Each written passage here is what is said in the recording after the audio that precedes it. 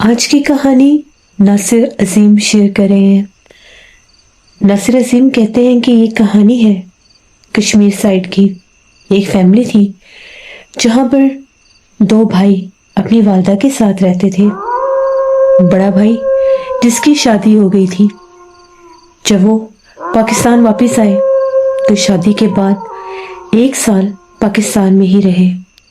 ان کے گھر کے حالات بہت اچھے تھے۔ ان کی جو امی تھی اپنی بہو سے بہت زیادہ پیار محبت کرتی تھی۔ دونوں مل کر ہی گھر کا کام کاج کیا کرتی تھی۔ وہ اپنی بہو کو بالکل اپنی بیٹی ہی سمجھا کرتی تھی۔ 1 سال کے بعد جب ان کے بیٹے واپس گئے تو ابھی تک ان کے گھر میں کوئی بھی پوتے کی خوشی نہیں تھی۔ اب جو ان کی ساس تھی ان کا بیہیویئر بدلنے لگ گیا اور وہ بات بات پر اپنی بہو کو تانا دینے لگ گئی۔ میں دیکھتا تھا، میں کچھ کر نہیں پاتا تھا کیونکہ بھابھی بہت اچھی تھی اور میری امی ہر وقت ان کو تانا دیتی تھی، تم ایسی ہو، تم ویسی ہو، ابھی تک مجھے پوتے کی خوشی نہیں دی۔ بھابھی بہت پریشان رہنے لگ گئی۔ دن بدن بھابھی کا بیہیویئر بہت بدلنے لگ گیا۔ اب وہ بہت کم کمرے سے باہر آتی، بس تبھی آتی جب انہوں نے کوئی کام کاج کرنا ہوتا۔ اس کے بعد وہ واپس چلی جایا کرتی۔ وقت گزرنے لگ گیا۔ بھابھی جو تھی ایسے ہی چپ چپ رہنے لگی۔ امی کی بھی ان کے ساتھ وہ پہلے والی بات نہیں رہی تھی۔ میں بے بس تھا۔ بھابھی کی حالت دیکھ کر بہت دکھ بھی لگتا تھا کہ ہنستی کھیلتی لڑکی ایک دم خاموش ہو گئی تھی۔ اس کے بعد میری جو بھابھی ہے، اب یہ وقت آ گیا کہ وہ سارا دن ہی کمرے میں بند رہنے لگی۔ کبھی ہوتا تو باہر نکلتی۔ ایک رات کی بات ہے، میں اپنے کمرے میں اپنا موبائل یوز کر رہا تھا۔ کمرے کی لائٹ آف تھی۔ مجھے ایک دم سے محسوس ہوا کہ جیسے میرے کمرے میں کسی نے جھانک کر دیکھا ہے۔ میں نے ایک دم سے اپنے موبائل کو اس طرف جب کیا تو کوئی بھی نہیں تھا۔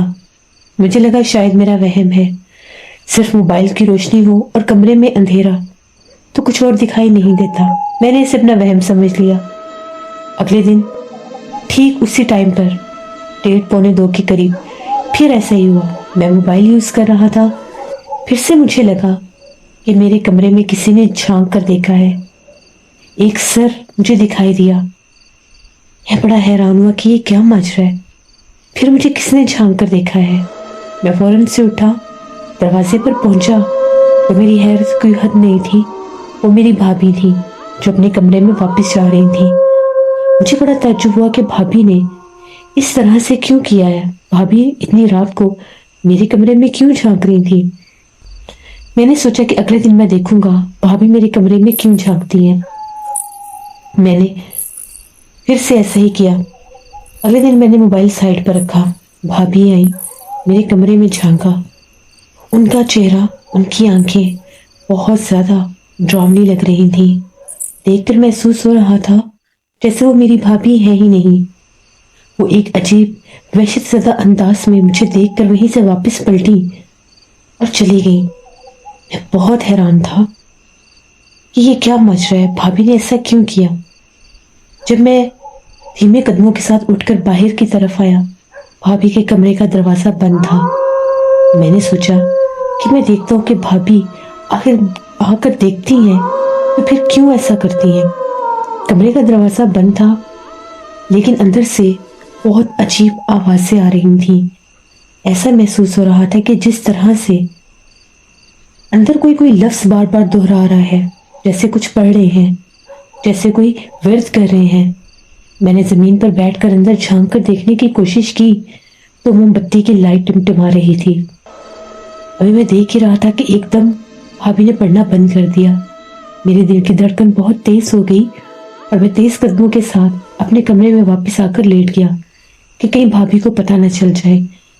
میں حیران پریشان تھا، یا خدا یہ کیا ماجرا ہے، یہ بھابھی کیا کر رہی ہیں۔ اگلے دن صبح جب ہم لوگ جاگے، بھابھی کچن میں آٹا گوندھ رہی تھیں۔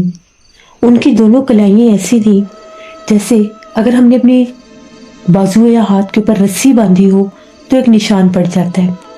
ان کی دونوں کلائیوں پر وہ نشان تھے۔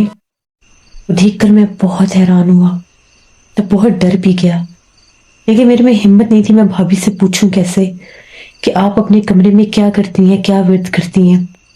پھر میں نے سوچا بھائی کو بتاتا ہوں، لیکن پھر میں ڈر کے چپ کر گیا، پتہ نہیں بھائی کیا سمجھیں گے اور میری بات پر یقین کریں یا نہ کریں۔ اب یہ معمول بن گیا، جیسے ہی آدھی رات ہوتی بھابھی عجیب انداز میں اٹھتی اور گھر کا ایک چکر لگاتی، سارے کمروں میں جھانک کر اپنے کمرے میں چلی جاتی۔ میری والدہ جن کو ٹانگوں کا مسئلہ تھا، وہ جب بھی رات کو ان کی آنکھ کھلتی تھی واش روم میں جانا ہوتا تھا، وہ مجھے پکارا کرتی تھی، آواز دیتی تھی، اور میں پھر ان کو سہارا دے کر واش روم تک لے کر جاتا تھا۔ آج بھی مجھے امی نے آوازیں دی، میں موبائل میں مگن تھا، آواز میں نے سن لی۔ جیسے میں اٹھ کر جانے لگا، مجھے صرف 2 سے 3 منٹ لیٹ ہوئے ہوں گے، تو میں کیا دیکھتا ہوں، امی پہلے ہی باتھ روم کی طرف جا رہی ہیں، اور ایسے جا رہی ہیں جیسے ان کو کسی نے سہارا دیا ہوا ہے، لیکن مجھے دکھائی کوئی نہیں دے رہا تھا۔ میں فوراً سے بھاگا، میں نے امی کو آواز دی، امی رکے، میں آ گیا ہوں۔ امی نے جیسے میرے منہ کی طرف دیکھا تو پلٹ کر دوسری طرف دیکھنے لگ گئی اور گھبرا کر نیچے گر گئی۔ میں نے بہت مشکل سے امی کو اٹھایا، ان کو واش روم میں لے کر گیا۔ واش روم سے جب باہر آئی ان کو کمرے میں لے کر گیا اور کہا، امی آپ نے یہ کیا حرکت کی، آپ کیوں اکیلی جا رہی تھی، اگر آپ گر جاتی تو وہ کہنے لگی کیسی باتیں کرتے ہو، لگتا ہے تم نیند میں تھے، تم ہی تو میرے کمرے میں آئے تھے فوراً اور مجھے ساتھ لے کر گئے، اور پھر پتہ نہیں تمہیں کیا ہوا، تم پھر سے مجھے آوازیں دینے لگ گئے۔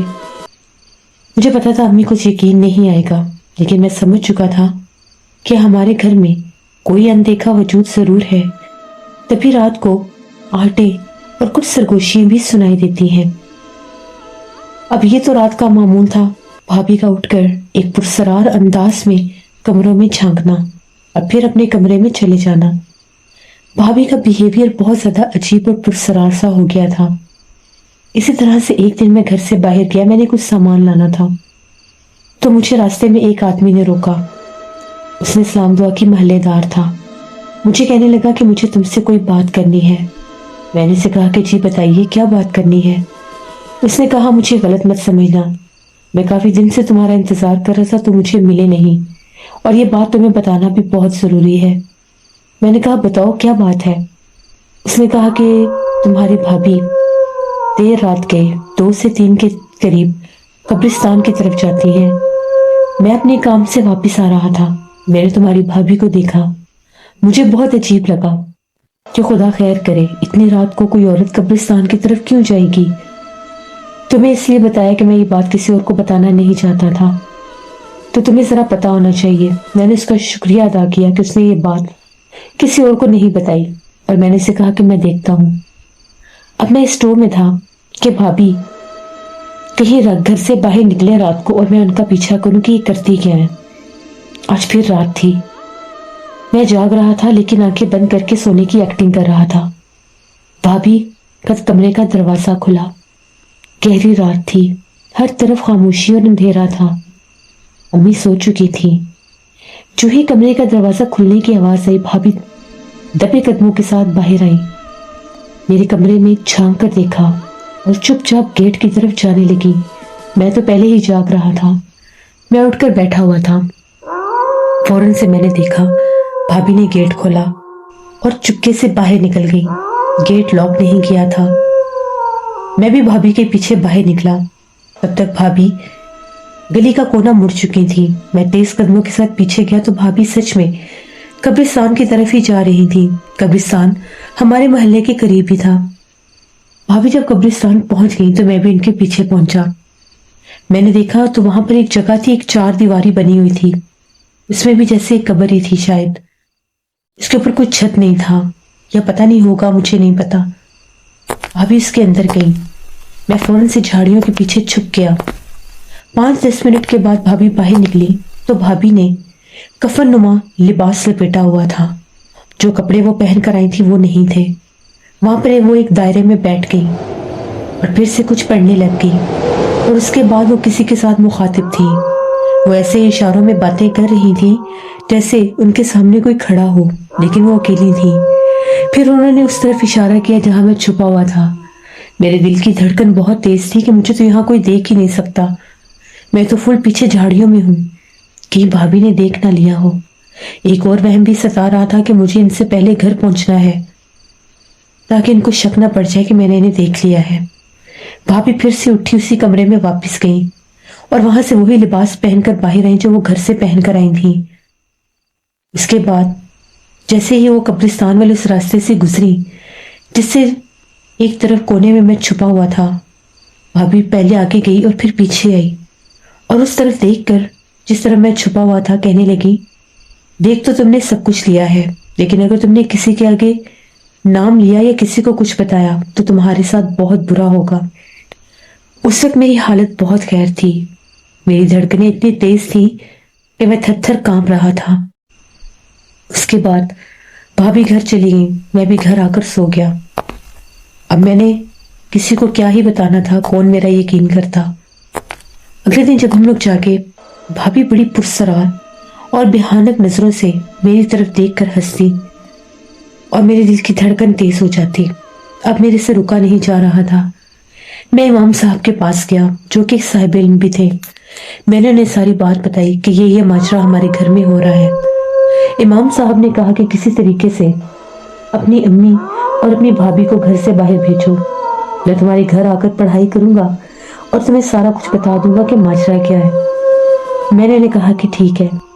اب میں گھر آیا اور میں نے گھر آ کر ایک بہانہ بنایا۔ میں نے ان لوگوں سے یہ کہا کہ میں نے گھر کا کچھ کام کروانا ہے، آپ لوگ تھوڑی دیر کے لیے ساتھ والے ہمسایوں کے گھر چلے جائیں۔ حالانکہ یہ کام ان کو کمروں میں بھیج کر بھی میں کروا سکتا تھا، لیکن مجھے گھر خالی کرنا تھا۔ میں نے یہ کہا کہ میرے کچھ دوست بھی ہوں گے، کچھ نل ٹھیک کروانے ہیں اور کچھ دروازے، اس لیے آپ لوگ کچھ دیر کے لیے چلے جائیں، اس کے بعد میں آپ لوگوں کو بلا لوں گا۔ امی اور بھابھی مان گئیں اور وہ دونوں ہمسایوں کے گھر چلی گئیں۔ میں اسی وقت گیا اور امام صاحب کو لے آیا۔ امام صاحب کو جو ہی میں گھر میں لایا، انہوں نے گھر میں پاؤں رکھتے ساتھ کہا، بھابھی والے کمرے کی طرف چہرہ کر کے اس کمرے کو کھولو۔ جب میں نے کمرے کو کھولنے کی کوشش کی تو کمرے کا دروازہ لاک تھا۔ اب بھابھی کا کمرہ ایسے تھا کہ میرے کمرے میں اگر آپ بیڈ پر لیٹیں یا بیٹھیں، بالکل سامنے صحن کراس کر کے بھابھی کا کمرہ نظر آتا تھا۔ صحن کا فاصلہ تھا اور آمنے سامنے کمرے تھے۔ میرے ذہن میں خیال آیا کہ ایک اور چابی بھی گھر میں ہونی چاہیے۔ جہاں پر کی سٹینڈ پر ساری چابیاں لٹکی ہوئی تھیں، میں وہاں گیا اور وہاں سے دوسری چابی نکال کر آ کر کمرے کو کھولا۔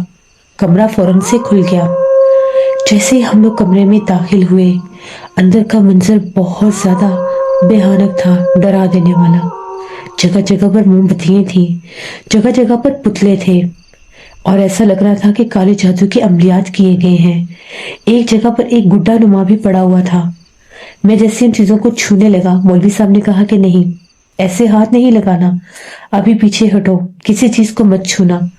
وہ پڑھائی کرتے گئے اور جادو کی وہاں سے ایک ایک چیز اٹھاتے گئے اور پڑھائی کر کے میرے اوپر حصار کر کے کہنے لگے، اسے جا کر بہتے پانی میں بہاؤ۔ جو ہی میں وہ سارا کچھ ڈال کر باہر نکلنے لگا تو میری بھابھی چیخیں مارتی ہوئی گھر کی طرف بھاگی۔ اللہ عالم انہیں کیسے پتا چل گیا، ان کے سر پر دوپٹہ نہیں تھا، بال ہوا میں اڑ رہے تھے اور وہ شور مچا رہی تھیں، میرا بچہ مت لے کر جاؤ، یہ میرا بچہ ہے، اسے مت لے کر جاؤ۔ محلے کی عورتیں انہیں سنبھال رہی تھیں، میری امی بھی ان کے ساتھ ہی تھیں۔ تبھی مولوی صاحب نے انہیں دم کیا اور وہ بے ہوش ہو گئیں۔ میں وہ سارا کچھ لے جا کر پانی میں بہا آیا۔ مولوی صاحب نے کہا کہ یہ کالے جادو کرتی ہے، اس کے کالے جادو کا کوئی عمل تھا جس کو ہم نے ختم کر دیا۔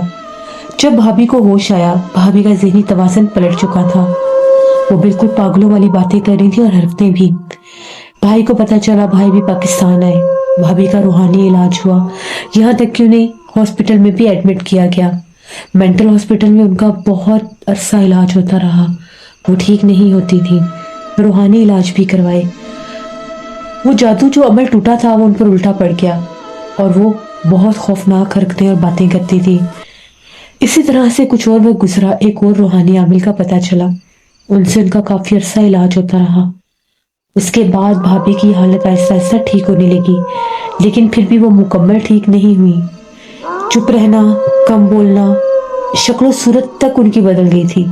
ऐसे अजीब अजीब लगता था, हमको देखकर खौफ आता था। फिर वह गुजरने के साथ साथ वो कुछ बेहतर हो गई। तो मेरी अम्मी ने उन्हें बेऔलादी के ताने देना भी बंद कर दिया।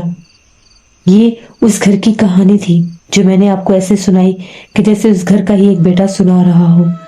ये उन लोगों के लिए भी एक सबक है जो अपनी बहू बेटियों को ताने देते हैं कि उनके यहाँ औलाद नहीं हो रही, क्योंकि ये सब मेरे अल्लाह के हाथ में है। किसी को भी इतना परेशान और इतना हकीर मत करें कि वो गलत रास्ते को चुन ले और वो काले जादू का रास्ता इख्तियार कर ले, क्योंकि ये सब तभी इंसान की किस्मत में होता है जब अल्लाह की तरफ से हुक्म हो।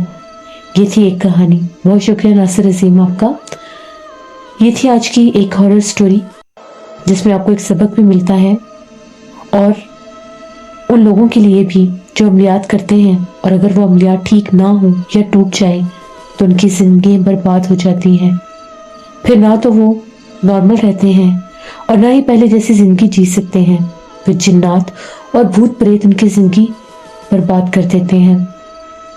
कभी भी ऐसी चीज़ों में नहीं उलझना चाहिए। अगर आप लोगों को मेरे चैनल की स्टोरीज पसंद आ रही हैं तो अपना फीडबैक ज़रूर दें और चैनल को सब्सक्राइब करें। आप सबका बहुत शुक्रिया।